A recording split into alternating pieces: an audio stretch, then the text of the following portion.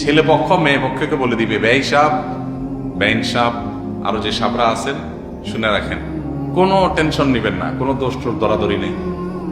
বাস আপনারা আপনাদের মতো চেষ্টা করবেন ভালো করার, আমরা আমাদের মতো চেষ্টা করবো ভালো করার। বিয়েতে দোষ দরাদরি এত বেশি হয়, এটা হয়েছে কেন, ওইটা খাইছে কেন, এটা এদিক পাকা হয়েছে কেন, ছেলের পক্ষ মেয়ের সাজার মধ্যে এইটা দিল না কেন, ওই আইটেম বাদ হইলো কেন, ছেলে পাকা হয়ে বসছে কেন, সোজা হয়ে বসছে কেন, এ কথা বলছে কেন, ছেলের বাপে দেরি করছে কেন, মেয়ের বাপে কথা ঠিক রাখ, এই রে বাপ রে বাপ, অমুকরে আগে বলছে কেন, তমুকরে পরে বলছে কেন। মনে করেন দাওয়াত দিছেন, তো দোষ ধরবে, দাওয়াত দিছেন সেই কবে বলে রাখছেন আর একটা মনে করার নাই, আবার মনে করাইছেন, দোষ হবে যে ভাই বলছেন তো একবার, এতবার বলার তো কিছু না, একটা বিয়া আর বলেন নাই তো তো কথাই নাই, ভাই বলেনই নাই, আমাদের মানুষ মনে করেন।